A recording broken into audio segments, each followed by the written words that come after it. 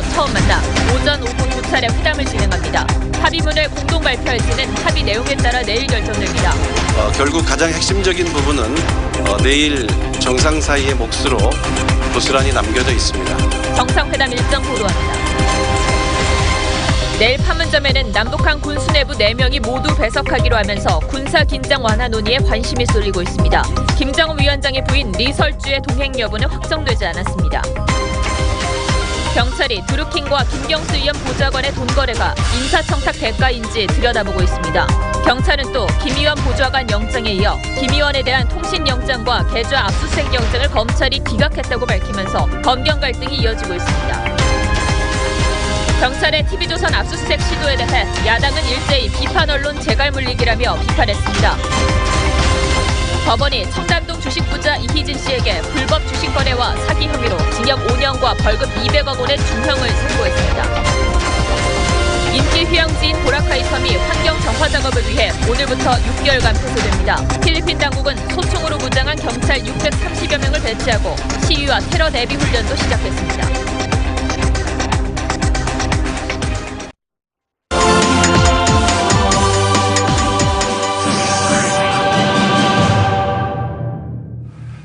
여러분 안녕하십니까? 뉴스나인의 신동욱입니다. 2000년 6월, 2007년 10월에 이은 3차 남북 정상회담이 드디어 내일 판문점에서 열립니다. 북한의 최고 권력자가 군사 분계선을 넘어서 우리 측 지역으로 넘어오는 건 역사상 처음 있는 일입니다. 두 정상은 단독 확대 구분 없이 두 차례 정상회담을 갖고 만찬까지 할 예정인데 관심은 공동선언문에 북한의 비핵화가 어느 수준까지 언급될 것인가에 있습니다. 먼저 최지원 기자가 보도합니다.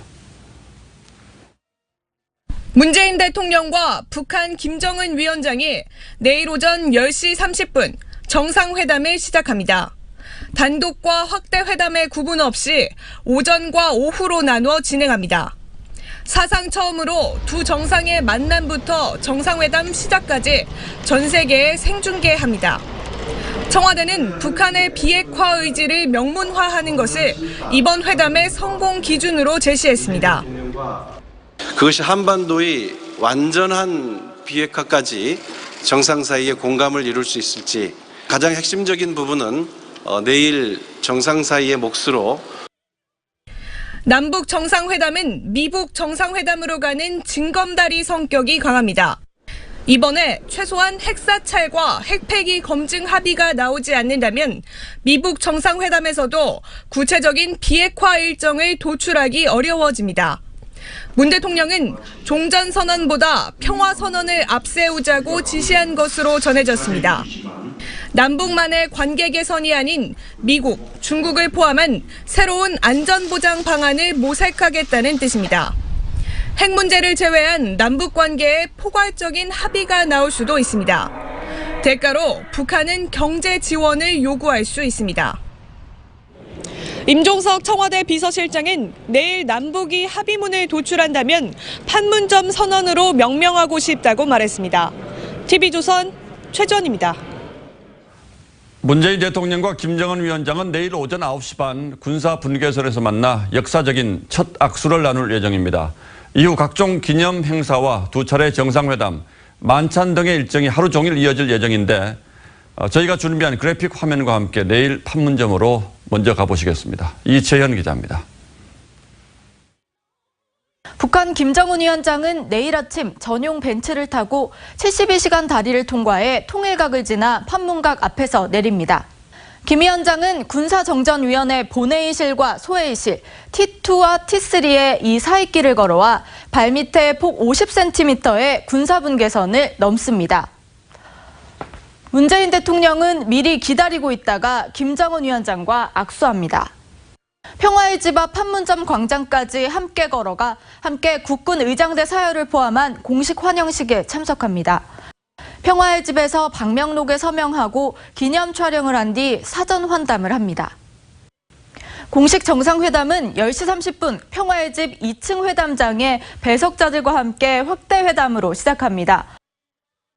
점심 식사는 김 위원장이 북한 지역으로 넘어가서 따로 합니다. 오후 회담은 단독 회담으로 진행할 가능성이 큽니다. 비핵화 표현을 두고 남북 정상의 치열한 수싸움이 벌어지는 시간입니다.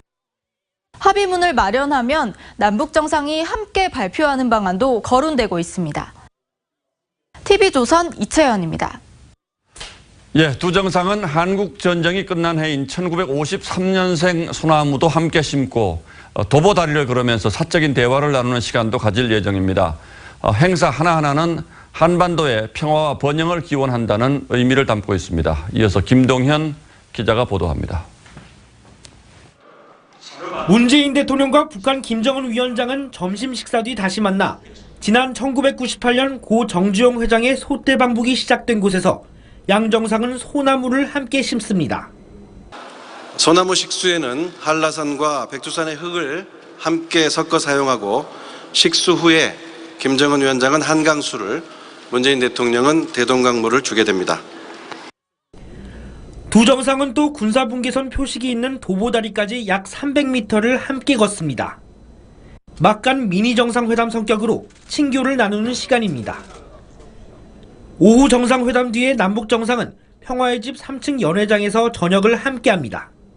함께 망치로 깬 망고 무스 디저트 안에는 독도가 포함된 한반도 모양이 모습을 드러냅니다. 식사를 마친 두 정상은 헤어지기 전 평화의 집 벽면을 스크린 삼아 펼쳐지는 하나의 봄이라는 영상을 함께 봅니다. TV조선 김동윤입니다. 회담 참석자들도 공개가 됐는데 특히 눈길을 끄는 건 북한 측에서 군부 인사가 대거 포함됐다는 사실입니다. 우리도 급하게 정경두 합참의장을 포함시켰는데 이걸로 보면 상당한 군사적 긴장 완화 조치가 있을 것 같습니다. 보도에 안영영 기자입니다. 평창올림픽 때 방한했던 김영남과 김여정은 이번에도 함께 김정은 국무위원장을 밀착 수행합니다. 국정원장 격인 김영철 통일전선부장도 빠지지 않았습니다. 외교를 총괄하는 리수영 국제부장과 리용호 외무상은 주로 비핵화 문제를 논의할 것으로 보입니다. 리성권 조평통위원장과 최희 국가체육지도원장도 이름을 올렸습니다.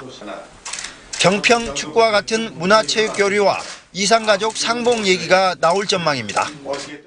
가장 눈에 띄는 것은 북한이 송영무 국방장관의 상대방인 박영식 인민무력상에 이어 이명수 총참모장 참석까지 알려왔다는 겁니다. 우리도 급하게 정경두 합참의장을 포함시켰습니다. 남북군 수뇌부 4명이 한자리에 모이는 셈입니다. 1, 2차 정상회담 때는 군 수뇌부는 참석하지 않았습니다. 군사 분계선 2km의 어떤 비무장 지대화와 또 군수내부 간의 어떤 한라인과 같은 군사 의제의 합의 가능성도 있다고 봅니다.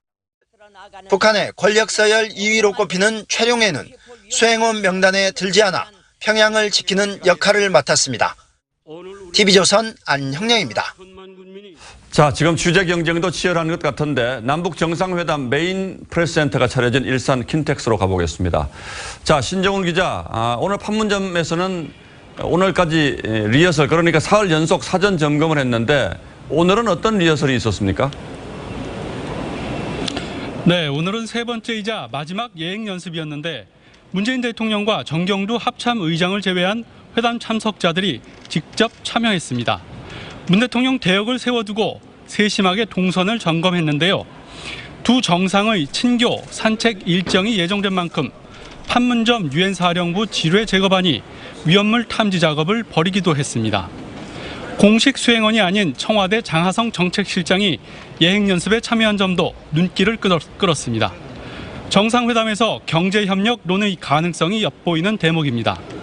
문 대통령은 남북 정상회담을 앞두고 중압감이 컸지만 지금은 상당히 홀가분해졌다고 언급한 것으로 전해졌습니다. 자, 지금 관심이 쏠리는 것 중 하나가 김정은 위원장의 부인인 리설주가 과연 올 것인가, 이거죠. 그런데 청와대는 여기에 대해서 설명이 없었습니까? 네, 결정되지 않았다는 게 청와대 설명이지만 결국 오지 않겠냐는 전망이 많습니다. 리설주의 만찬 참석은 이번 정상회담의 마지막 깜짝 이벤트가 될 것으로 보입니다. 김남성 기자가 전해드립니다. 청와대는 북한 김정은 위원장 부인 리설주의 참석이 아직 결정되지 않았다고 발표했습니다. 다만 만찬 참석을 기대한다고 말했습니다. 저희들로서는 오후에 혹은 만찬에 참석할 수 있기를 많이 기대하고 있습니다. 리설주는 김정은 위원장의 지난달 중국 방문에도 동행했습니다. 북한이 미국과의 정상회담을 앞두고 정상국가의 모습을 강조하기 때문에 리설주의 동반 방문이 유력합니다. 오후에 김정숙 여사와 시간을 함께 보내거나 정상 만찬에만 참석하는 방안이 거론됩니다. 김정숙 여사는 북한 김일성의 부인과 이름이 같습니다. 리설주가 김정숙 여사를 만나면 어떻게 부를지도 관심거리입니다. TV조선 김남성입니다. 신정훈 기자, 그런데 남북 정상회담이 이틀 동안 열릴 수 있다 이런 얘기가 나오는 모양이죠? 네, 일본 아사히 신문 보도인데요. 청와대는 현재로선 회담 연장은 생각하지 않고 있다 이렇게 발표했습니다. 이 소식은 이미지 기자가 전해드립니다. 일본 아사히 신문은 남북 회담의 1박 2일 가능성을 시사했습니다. 북한이 회담 연장에 대비해 개성의 김정은 위원장의 숙소를 준비하고 있다는 겁니다. 이를 위해 개성 시내에 있는 김정은 전용 숙소의 안전 점검도 마친 것으로 알려졌습니다. 정상회담이 하루 더 연기될 경우 김정은은 평양으로 돌아가기보다 개성에 있는 인민무력성 초대소에서 하루 묵을 가능성이 높고 경호 문제를 다 완료했다고 볼 수 있습니다. 아사히는 북한의 회담 연장 준비는 트럼프 대통령과 만남을 앞둔 상황에서 어떻게 해서든 남북회담을 성공시키려는 김정은의 의욕이 표현된 것이라고 분석했습니다. 회담 당일 김 위원장이 평양에서 판문점까지 200km를 어떻게 이동할지는 아직 공개되지 않은 상태. 아사히는 김정은의 신변 경호를 담당하는 북한 호위사령부가 평양에서 개성을 잇는 고속도로를 장악하고 24시간 특별경비에 돌입했다고 전했습니다. TV조선 이미지입니다. 그런데 내일 정상회담과 관련해서 논란거리가 또 하나 있습니다. 우리 군 의장대가 김정은 위원장을 향해서 받들어 총하는 사열을 하게 되는데 이 행사를 취소해달라는 가처분 신청이 접수될 정도로 반발이 적지 않습니다. 김정우 기자가 보도합니다. 2000년 6월 김대중 전 대통령은 김정일과 함께 평양에서 북한군을 사열했습니다. 내일 판문점 평화의 집 앞에선 김정은 위원장이 문재인 대통령과 함께 국군 의장대를 사열합니다. 남북 두 정상은 북측 육해공군 의장대의 사열을 한 바 있습니다.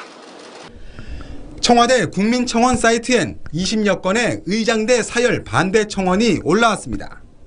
남북 범죄자의 수장인 김정은이 우리나라 국군의 의장대 사열을 받는다는 것은 도저히 용납할 수 없습니다. 탈북자와 납북자 가족들은 사열 결정 효력 정지 가처분을 신청하기도 했습니다. 우리 측 수행원으로 새로 포함된 정경두 합참 의장이 북한 김정은 위원장에게 거수 경례를 할지도 관심입니다. 합참 의장은 현역 군인 중 최고위직입니다. 정복을 입은 군인은 실외에선 거수 경례를 하는 게 원칙이지만 북한 지도자에게 우리 군 서열 1위가 경례를 하는 게 적절한지 지적이 있었습니다. 국방부는 내부 논의 결과 정복을 입고 악수만 하기로 최종 결정했습니다.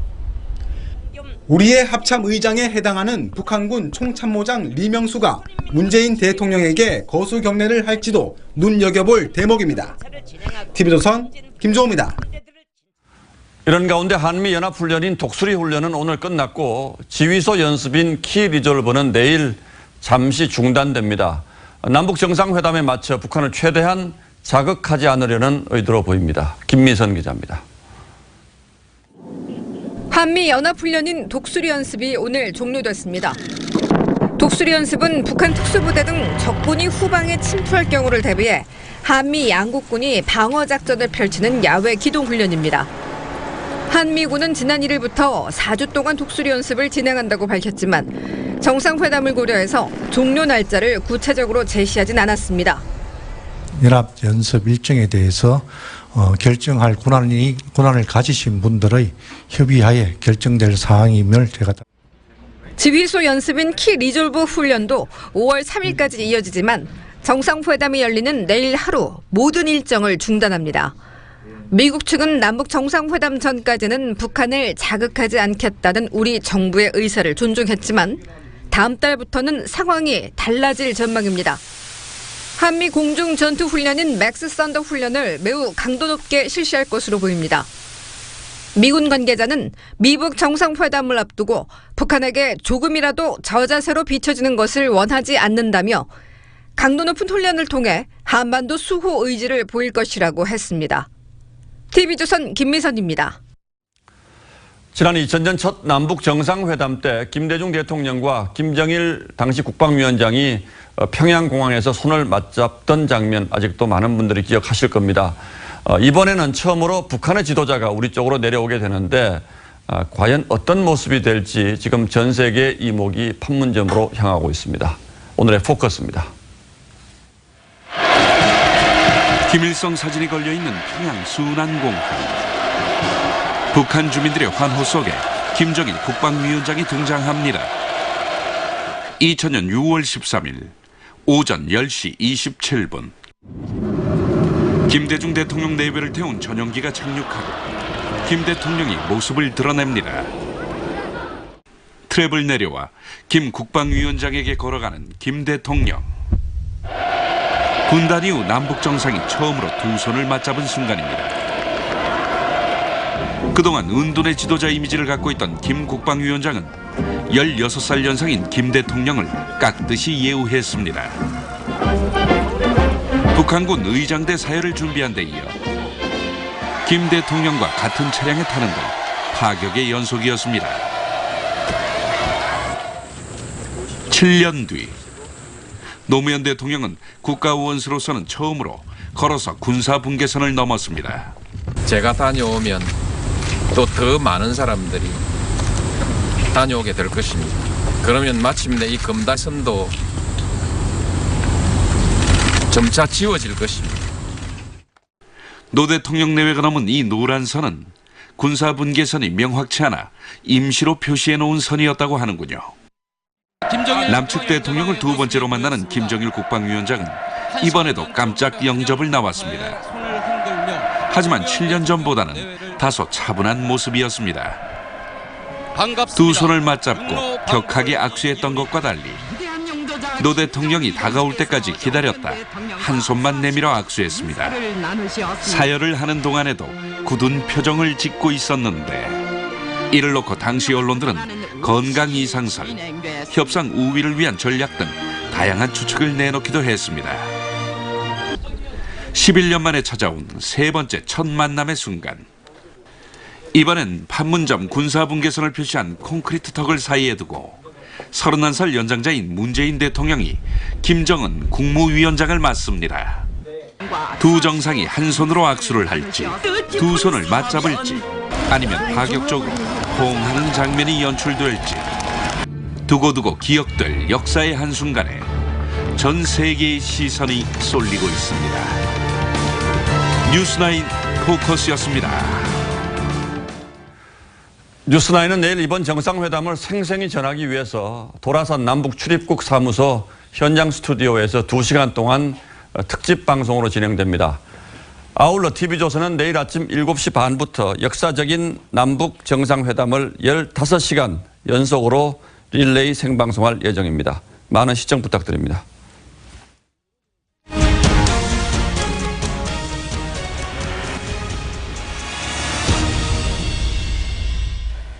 댓글 여론조작 수사 소식으로 이어가겠습니다. 경찰이 김경수 의원 소환을 검토하고 있다고 밝혔습니다. 그런데 김 의원에 대한 통신 내역과 금융계좌 압수수색 영장을 신청했지만 검찰이 기각했다고도 밝혔습니다. 검찰은 이를 언론에 알린 데 대해 불편한 기색입니다. 수사 엇박자 우려가 가시질 않습니다. 홍영재 기자입니다. 경찰이 김경수 의원에 대한 통화 내역과 금융계좌 압수수색 영장을 신청한 건 24일입니다. 하지만 검찰은 이를 기각했습니다. 검찰이 범죄 사실 소명 정도와 수사 진행 상황으로 볼 때 영장 필요성이 인정되지 않는다며 영장을 기각했는데 이 같은 사실을 경찰이 언론에 공개했습니다. 경찰은 어제도 한모 보좌관 휴대폰과 자택 등에 대한 압수수색 영장 4건을 검찰이 기각했다고 공식 브리핑했습니다. 영장을 법원에 청구해보지도 못한 채 검찰에서 제동이 걸리자 경찰은 김경수 의원 소환 가능성도 다시 언급했습니다. 아직 직접 조사는 시작되지 않았지만 참고인 신분 소환 조사는 검토하고 있다는 겁니다. 검찰은 불편한 기색입니다. 검찰 관계자는 어떤 영장이 신청되고 그 가운데 어떤 것이 청구되고 기각되는지는 수사 기밀이라며 경찰이 이를 외부에 공표하는 것을 이해할 수 없다고 지적했습니다. 강제 수사 필요성 등에 대해 검사가 적법한 사법 통제를 한 것이라고 밝혔습니다. 경찰은 보강 수사 이후 김 의원에 대한 압수수색 영장을 재신청할 예정입니다. TV조선 홍영재입니다. 경찰은 또 김경수 의원 보좌관이 드루킹 측과 주고받은 500만 원이 김 의원에게도 전달됐는지 들여다보고 있습니다. 인사청탁과 관련 있는지도 확인하고 있습니다. 조정린 기자입니다. 한모 보좌관은 드루킹 측근 김모 씨에게서 500만 원을 받았다가 드루킹 구속 다음 날 돌려줬습니다. 경찰이 이 돈의 대가성이 있는지 수사에 나섰습니다. 경찰은 드루킹 일당 대화방에 인사청탁 관련 내용이 있었다며 드루킹의 오사카 총영사 인사청탁과 돈의 연관성은 충분히 있어 보인다고 말했습니다. 다만 대화 내용과 시기 등 구체적인 사안은 밝힐 수 없다고 했습니다. 경찰은 인사청탁에 대한 대가성과 직무 관련성이 확인되면 청탁금지법이 아닌 뇌물 혐의 적용이 가능하다고 밝혔습니다. 경찰은 돈의 성격 규명에 수사력을 모으는 한편 이 돈의 전부 혹은 일부가 김경수 의원에게 전달됐는지 여부도 확인하고 있습니다. 김경수 의원과 한모 보좌관은 드루킹 측과 오간 500만 원에 대해 단순 채무관계라는 입장입니다. TV조선 조정린입니다. 그런데 김경수 의원은 이번 드루킹 사건을 얼마 안 가 지나갈 일이며 오히려 인지도가 높아져서 기쁘다고 말했습니다. 주원진 기자가 보도합니다. 경남지사 선거 경쟁자인 민주당 김경수 의원과 한국당 김태호 전 의원이 지역 체육대회에서 만났습니다. 김 전 의원이 마음고생이 많겠다고 위로하자 김 의원은 인지도가 높아져 오히려 기쁘다고 답했습니다. 요즘 가장 핫한 남자, 저는 요즘 어디 가면은 경남의 가장 뜨거운 남자라고 소개합니다. 김 의원은 댓글 조작 사건을 며칠 지나가면 다 지나갈 일이라고 말했습니다. 너무 걱정 안 하셔도 됩니다. 제 일은 제가 알아서, 그리고 좀 며칠 지나면은 다 지나갈 일 정면 돌파하고. 김 의원은 어제는 한국당과 언론 덕분에 맷집이 세져 승리의 가능성이 높아졌다며 홍준표 대표에게 감사하다고 말하기도 했습니다. 야당은 김 의원의 남다른 맷집에 감탄했다며 부끄러움을 모르는 당당함이라고 평가했습니다. 하루가 멀다 하고 새로운 의혹들이 드러나는 상황에서 반성은 없고 빈정만 남는 김경수 의원의 모습이 안타깝습니다. 바른미래당은 김 의원은 오만함을 경계해야 한다고 비판했습니다. TV조선 주원진입니다. 댓글 파문의 핵심 인물인 드루킹 김모 씨가 자신 때문에 안철수 후보가 대선에서 떨어졌다고 주장하며 자신의 명예 회복을 위한 기자회견도 예고했습니다. 변호인을 통해서 알려진 사실입니다. 김도형 기자입니다. 구치소에서 변호인을 접견한 드루킹 김모 씨는 묻지도 않았는데 안철수 전 의원을 먼저 거론한 것으로 알려졌습니다. 지난 2012년 대선에서 안 후보가 자신 때문에 떨어져 화가 났을 것이라고 말했다는 겁니다. 안철수는 이명박의 아바타다. 저는 이명박에 의해서 철저하게 기획되고 길러진 정치인이고, 이른바 MB 아바타 논리로 안 후보에 타격을 줬다고 거듭 주장한 겁니다. 하지만 의혹이 제기된 김경수 의원과 민주당은 언급하지 않았다고 변호인은 전했습니다. 자신을 파렴치한이나 사기꾼처럼 모는데 참을 수 없다며 명예회복을 위해 기자회견을 열겠다고 했지만 누가 자신을 그렇게 모는지 대상은 밝히지 않았습니다. 변호인은 드루킹이 왜소한 외양과 달리 과시욕과 자기 포장을 좋아하는 느낌을 받았다고 전했습니다. 또 한 달 넘게 수감 중인 구치소에서 매일 아침 신문을 정독하고 여유 있는 모습마저 보였다고 전했습니다. 드루킹 김모 씨 등 댓글 조작 일당 3명에 대한 첫 재판은 다음 달 2일 열립니다. TV조선 김도영입니다. 어제 경찰의 TV조선 압수수색 시도를 두고 여야의 입장은 엇갈렸습니다. 더불어민주당은 TV조선의 압수수색 거부는 수사 방해라고 주장했고 자유한국당과 바른미래당은 언론사 압수수색은 군사정권 때나 있는 일이라고 비판하고 나섰습니다. 정수양 기자가 보도합니다. 더불어민주당은 TV조선의 압수수색 거부는 수사 업무 방해라고 주장했습니다. TV조선 측은 언론 탄압이라고 주장하면서 그 수색을 거부했는데 이것은 범죄 행위에 대한 수사 업무 방해입니다. TV조선 소속 기자 파면을 주장하기도 했습니다. 절도 행위로 지금 입건돼 있는 최모 기자에 대해서는 해고 파면과 같은 인사 조치가 해야 됩니다. 자유한국당은 청와대와 김경수 의원부터 먼저 압수수색해야 한다고 주장했습니다. 드루킹과 만나 거래를 하고 인사청탁까지 받았다는 청와대는 왜 압수수색을 할 생각조차 하지 않는 것인지 답해 주시기 바랍니다. 정진석 의원은 언론 탄압이라고 주장했습니다. 바른미래당은 과거 언론사 압수수색을 비판했던 민주당이 정권에 밑보이면 영장을 청구한다고 비판했습니다. 세계일보 압수수색은 언론 탄압이고 TV조선 압수수색은 정당한 공권력인가? 문재인 정부는 내로남불을 넘는 최악의 위선 정부입니다.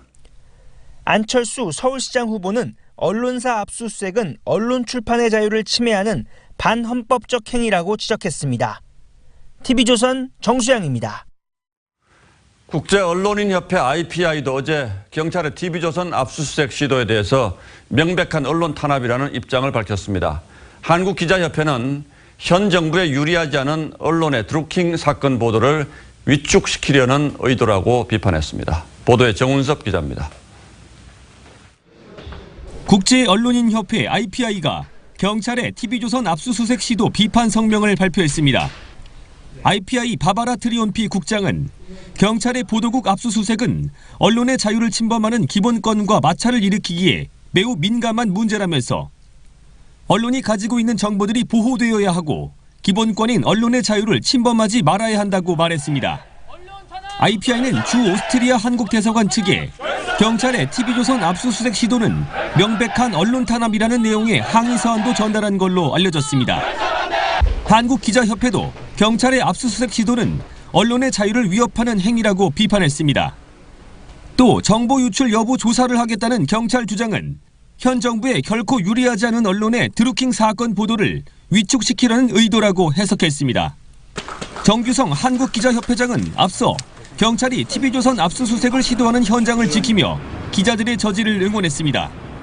어떠한 경우에도 언론 탄압은 안 됩니다. 그리고 언론사 압수수색은 절대 반대입니다. 끝까지 같이 하겠습니다. TV조선 정우섭입니다. 민주당 성남시장 후보로 공천이 확정된 은수미 전 의원이 렌터카와 운전기사 등을 업체로부터 후원받았다는 의혹이 제기됐습니다. 1년 가까이 일한 운전기사가 이런 내용을 폭로했습니다. 김승동 기자가 보도합니다. 36살 최모 씨는 지난 2016년 6월부터 은수미 전 의원의 개인 기사로 일했다고 말했습니다. 은 전 의원에게 아침에 연락이 오면 차를 몰고 사무실과 집으로 향했습니다.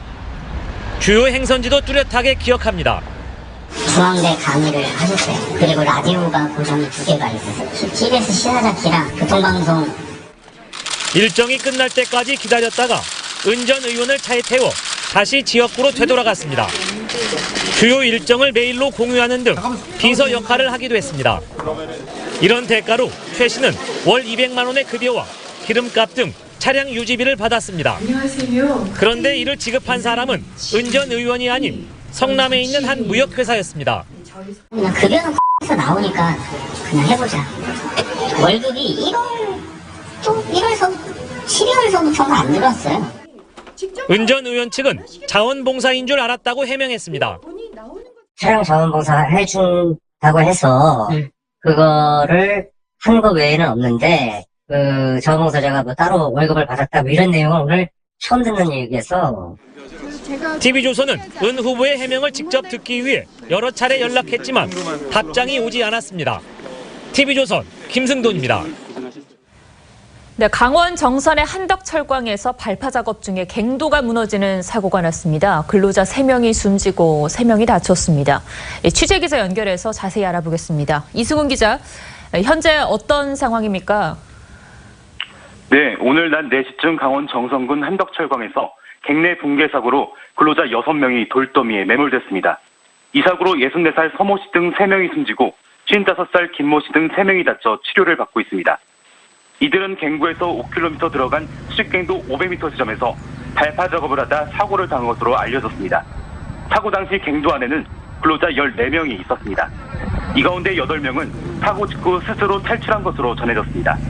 한덕철광은 국내 유일 철광석 채굴광산으로 지난해 8월부터 지하 1000m 깊이 갱도를 활용해 기초과학연구원과 우주입자연구센터를 만들고 있습니다.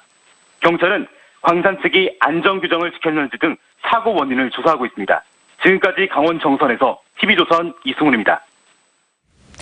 청담동 주식부자로 불렸던 이희진 씨가 개미 투자자들을 속여 큰돈을 번 사실이 인정돼 결국 실형을 선고받았습니다. 징역 5년에 벌금은 200억 원에 이릅니다. 이채린 기자입니다. 청담동 주식부자 이희진 씨가 징역 5년에 벌금 200억 원, 추징금 130억 원을 선고받았습니다. 이 씨는 주식으로 돈을 벌었다면서 월세 5천만 원짜리 빌라 등 재력을 과시해 유명해졌습니다. 증권 방송에도 출연하며 투자자들에게 정보를 줬습니다. 오늘은 미국 대선주 중에서 우리가 투자할 만한 미국의 정책의 수혜주에 대해서 말씀드릴 거예요. 하지만 이런 정보는 대부분 과장으로 드러났고 투자자들은 수백억 원을 잃었습니다. 이 씨는 불법 투자회사를 세워 2년간 1,600억 원이 넘는 주식을 매매해 시세 차익 130억 원을 챙긴 혐의도 받았습니다. 원금과 수익금을 보장해준다며 6개월 만에 투자자들에게 240억 원을 챙긴 혐의도 있습니다. 재판부는 투자자들이 경솔하게 투자한 부분이 있다면서도 이 씨가 범행을 부인하고 피해가 대부분 회복되지 않았다고 양형 이유를 설명했습니다. 공모한 혐의로 재판에 넘겨진 이 씨 동생 이희문 씨는 징역 2년 6개월에 벌금 100억 원이 선고됐지만 벌금형은 유예됐습니다. 이 씨 형제가 선고를 받자 어머니 황모 씨는 재판정에서 소리를 지르고 울다 퇴정당했습니다. TV조선 이채림입니다. 서지영 검사의 미투 폭로로 시작된 검찰 성추행 진상조사단이 84일간의 활동을 마무리하고 수사 결과를 발표했습니다. 전현직 검사 4명 등 모두 7명이 재판에 넘겨졌습니다. 수사 성과가 기대에 미치지 못한다는 지적도 나옵니다. 박경준 기자입니다. 서지현 검사가 안태근 전 검찰국장의 성추행과 인사보복을 주장한 것은 지난 1월 29일. 검찰은 사흘 만에 성추행 진상조사단을 꾸렸습니다. 제가 검사로서 그리고 또 공직자로서 어쨌든 최선을 다해서 진상규명을 하도록 하겠습니다. 두 차례에 걸친 인력 증언에 법무부 검찰국을 전격 압수수색할 만큼 수사에 의지를 보였습니다. 하지만 오늘로 84일의 활동을 마무리한 조사단의 성적표는 다소 미흡하다는 반응이 나옵니다. 안태근 전 법무부 검찰국장의 인사에서의 직권남용은 혐의가 인정되어 어제 불구속 기소했습니다. 폭로 당사자인 안 전 국장을 포함해 7명이 재판에 넘겨졌지만 이 가운데 구속된 사람은 현재 1명도 없습니다. 법원은 안 전 국장 구속영장을 기각하면서 수사를 통해 직권남용 혐의 자체가 제대로 소명되지 않았다고 밝혔습니다. 유일하게 구속됐던 김모 부장검사는 1심에서 집행유예를 선고받고 풀려났습니다. 서지현 검사 측은 수사 의지, 능력, 공정성이 결여된 산무조사단이라며 수사 결과에 불만을 나타냈습니다. 참고인 조사를 받았던 임은정 검사도 검찰 내부 게시판에 검찰은 자정 능력이 없는 조직이라며 권력자들의 면죄부를 준 초라한 성적표라 수사 결과를 평가했습니다. TV조선 박경주입니다. 한국 GM 사태가 실타래를 풀어가고 있습니다. 노조는 오늘 노사 합의안을 가결시켰고 추가 자금 지원 방안도 결정했습니다. 산업은행은 최대 8천억 원까지 신규 자금을 투입할 전망입니다. 박상현 기자입니다. GM 본사의 2인자인 배남만 총괄 사장이 오늘 국회를 찾았습니다. 안만 사장은 한국 GM이 마무리 단계라며 정부의 협조를 요청했습니다. And we must all work with urgency to close the final open items over the next few hours and days. GM은 한국 GM의 이름으로 10년 이상 남기로 했고 이사회의 주요 결정에 대해 산업은행에 거부권을 주기로 했습니다. GM은 본사 대출금 2조 9천억 원을 출자 전환하고 추가로 4조 원을 투입해 생산 라인 변경 등 시설 자금으로 씁니다. 산업은행은 한국 GM에 지원할 신규 자금을 더 늘리는 방안도 검토하고 있습니다. GM이 더 드리는 돈만큼 지분 비율에 맞춰 대출금 형태로 자금 지원을 하기로 했습니다. 산은이 보유한 지분 17%에 맞춰 8,100억 원을 신규 투자합니다. 하지만 무리한 자금 투입이란 비판도 나옵니다. 연장만 한다는 측면에서는 다음에 후세대에 더 큰 부담을 줄 수가 있는 부분이기 때문에 그거를 냉정히 보고 공적 자금 투입에 대한 명분을. 한편 노사 인단협 합의안에 대한 노조의 찬반 투표는 오늘 67%의 찬성률을 기록하며 가결됐습니다. TV조선 박상현입니다. 예, 다음 뉴스입니다. 김정은 위원장이 북한에서 교통사고를 당한 중국인 관광객 사상자들을 전용 열차에 태워서 중국으로 돌려보냈습니다. 중국 지도부 앞으로는 속죄한다는 다소 과장돼 보이는 위로의 뜻도 전했습니다. 북한이 갑자기 중국에 이렇게 저자세로 나오는 이유를 고서정 기자가 분석했습니다. 어젯밤 평양역을 찾은 김정은 위원장. 지난 22일 황해북도 교통사고로 희생된 중국인 32명의 후송 절차를 직접 지시하고 있습니다. 전용 열차까지 마련한 김 위원장은 열차에 올라 부상자를 위로하기도 했습니다. 우리 당과 정부가 이번 사고를 놓고 책임을 통절히 느끼고 있다고 하시면서 김 위원장은 또 시진핑 주석 등 중국 지도부 앞으로 위문금과 함께 속죄의 뜻을 담은 위문 전문까지 발표했습니다. 중국 동지들에게 그 어떤 말과 위로나 보상으로도 가실 수 없는 아픔을 준 데 대하여 깊이 속죄합니다. 사고를 당한 중국 관광객들은 한국전쟁 때 숨진 마오쩌둥의 아들 마오환잉 묘소를 방문하고 돌아오는 길이었습니다. 마오환잉은 북중 혈맹의 상징으로 여겨지는 인물입니다.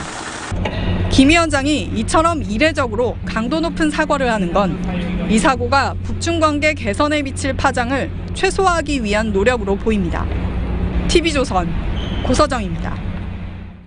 미국 역사상 최악의 연쇄 살인 사건을 꼽히는 이른바 골든 스테이트 킬러가 42년 만에 붙잡혔습니다.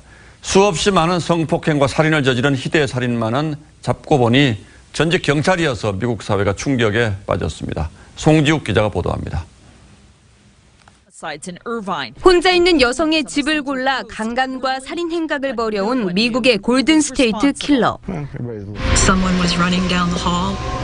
Then all of a sudden there was this man with a ski mask on with heavy gloves. 1976년부터 무려 10년간 캘리포니아를 무대로 12명을 살해하고 45차례에 걸쳐 성폭행을 한 연쇄살인마가 42년 만에 체포됐습니다. 경찰에 붙잡힌 용의자는 72살의 전직 경찰 조지프 제임스 드엔젤로.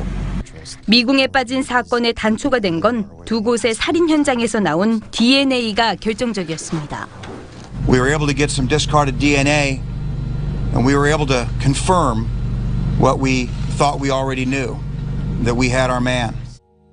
캘리포니아 경찰이던 당시 범행을 시작했고 절도 혐의로 79년 해고되자 본격적으로 살인 등을 저지르며 갈수록 대담해졌습니다. It is time for the victims to begin to heal. So long overdue. 10수년을 공포에 떨게 했던 희대의 살인마가 딸, 손녀와 함께 사는 평범한 전직 경찰관이었던 소식에 미 전역은 또 한 번 충격에 빠졌습니다. TV조선 송지욱입니다. 한국 사람들도 많이 찾는 필리핀의 유명 휴양지 보라카이 섬이 오늘부터 폐쇄됩니다. 두테르테 대통령이 시궁창이라고 부를 만큼 쓰레기 오명을 뒤집어 쓰고 있었는데 앞으로 6개월 동안 대대적인 환경 정화 작업이 이루어진다고 합니다. 이유진 기자가 취재했습니다. 필리핀의 지상 낙원으로 불리는 보라카이 섬. 각종 폐수와 오물이 넘치는 쓰레기 섬으로 변하면서 명성이 빛발했습니다. 폐쇄 결정에 마지막 관광객들도 작은 배를 타고 섬을 떠났습니다. Obviously there is a problem with the sewage system, so yeah, I think that it will definitely be a lot better here once it's been like. 관광객이 떠난 해변에는 소총을 든 경찰 630여 명이 배치됐고 시위에 대비한 무장 경찰이 훈련까지 하고 있어 유명 관광지였던 사실이 무색합니다. 보라카이 섬은 앞으로 6개월 동안 폐쇄되고 대대적인 환경 정화 작업이 진행됩니다. 두테르테 대통령이 시궁창이라 부를 정도로 오염이 심했기 때문인데 관광 산업으로 생계를 유지해온 주민들과 현지 교민들은 살 길이 막막합니다. Tulad ngayon, wala nang trabaho ang asawa ko hanggang 26 na lang po. Saan kami kukuha ng makakain namin? 필리핀 정부는 우리 돈 413억 원 규모의 지원을 약속했지만 주민들은 지원금을 받지 못했다며 반발하고 있습니다.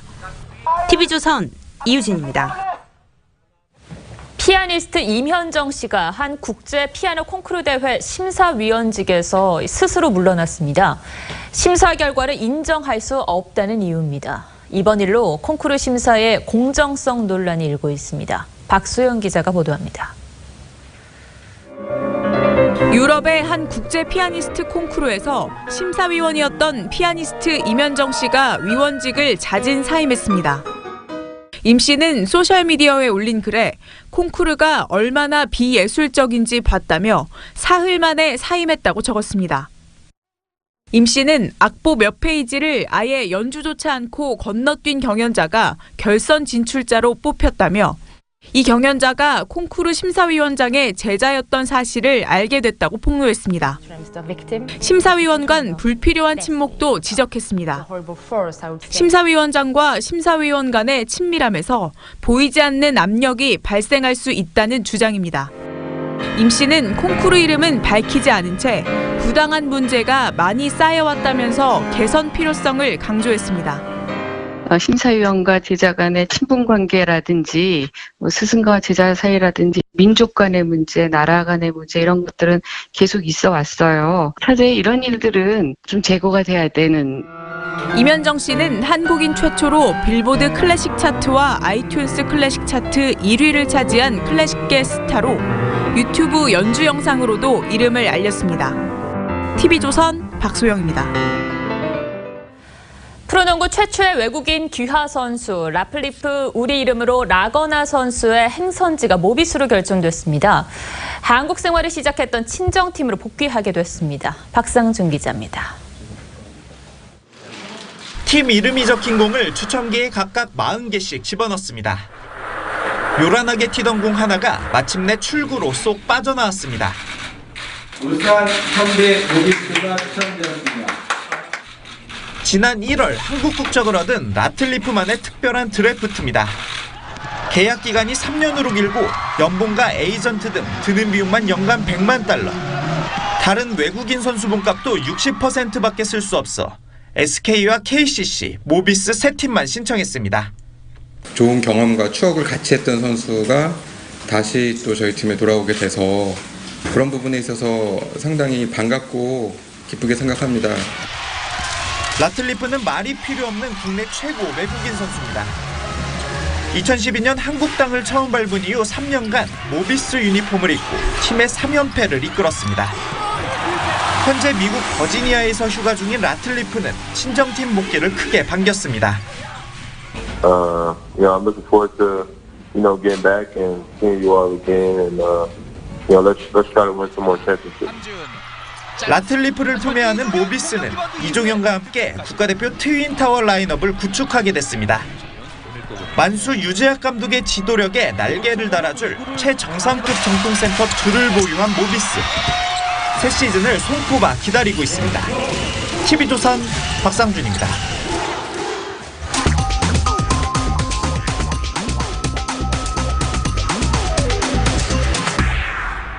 판문점 정전위원회 옆 군사분계선은 높이 5cm, 너비 50cm의 시멘트 턱으로 표시되어 있습니다.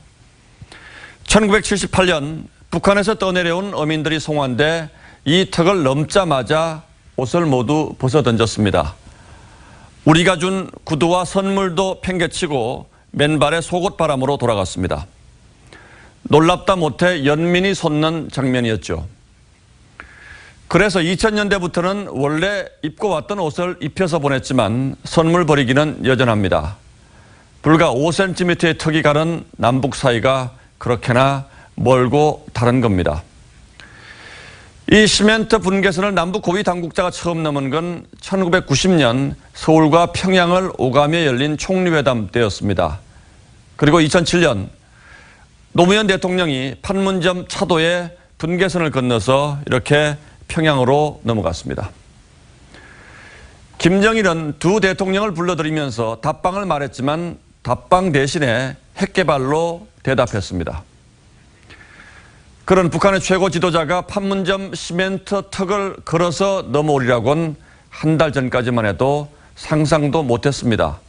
김정은 위원장이 세계의 마지막 남은 냉전의 최전선을 가로지르는 건 남북 분단사의 일대 사건이 분명합니다. 김 위원장은 집권 후 첫 외출로 비밀스럽게 중국을 다녀왔지만 대한민국에 오는 건 의미가 또 다르죠. 분계선을 넘은 뒤 문재인 대통령과 악수를 하는 장면은 국제사회의 일원으로 세계의 모습을 드러내는 순간으로 기록될 겁니다. 내일 회담에선 성격이 판이한 두 지도자가 마주 앉습니다. 다른 의제들은 사전에 조율이 됐지만 회담의 성패를 가를 비핵화 문제는 여전히 안개 속입니다. 문 대통령이 북한의 진정한 비핵화 실행 의지를 이끌어내리라 기대합니다만 쉽지 않은 일일 겁니다. 판문점 시멘트 턱을 넘어본 사람들은 이게 뭐라고 이렇게 넘기가 어려웠는지 허망하다고 말합니다.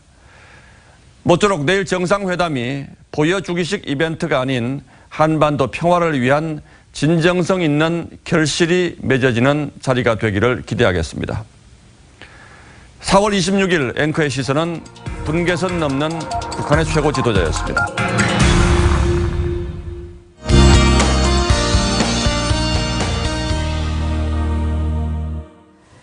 네, 내일 남북 정상회담일 판문점 날씨는 맑겠습니다. 단 새벽에 안개가 짙게 끼겠고요. 낮에는 23도까지 올라 포근하지만 아침엔 5도로 쌀쌀합니다. 일교차가 20도 가까이 벌어지는데요. 내일 전국적으로 이렇게 맑고 또 낮에는 포근한 날씨 이어집니다. 중부 일부는 오전 한때 미세먼지 농도가 높아질 수 있습니다. 이를 제외하고는 공기 상태 대체로 괜찮겠고요. 맑은 날씨 이어집니다. 다만 밤사이 안개가 짙게 낀다는 점 염두에 두시기 바랍니다. 내일 기온은 오늘과 비슷한데요. 아침에는 10도 안팎을 보이겠고 낮에는 곳곳이 20도를 웃돌아 따뜻하겠습니다. 강원 영동 지역은 16도 내외로 선선하겠네요. 이 주말까지 비슷한 날씨 이어집니다. 큰 일교차에 대비 잘 하시기 바랍니다. 날씨였습니다. 저희가 드루킹의 인터넷 댓글 조작 의혹과 관련해 민주당 김경수 의원의 이름을 처음 공개한 이후 민주당의 TV조선을 향한 압박과 원색적 공격이 상식을 넘어서고 있는 듯합니다. 급기야 오늘 홍익표 민주당 정책위 수석 부의장은 TV조선과 자유한국당의 커넥션을 수사하라는 모욕적인 발언까지 했습니다. 도대체 무슨 근거로 집권 여당의 주요 당직자가 공정성을 생명으로 하는 언론사의 명예를 훼손하려 하는지 그 저희를 진정으로 의심하지 않을 수 없습니다. 국경 없는 기자회가 어제 발표한 한국의 언론 자유지수는 180개 조사 대상국 중 43위로 지난해보다 20계단이나 상승했다고 합니다. 하지만 대한민국 집권 여당의 언론관이 여기에 걸맞는 것인지 심각한 우려를 하지 않을 수 없습니다. 뉴스나인 마치겠습니다. 고맙습니다.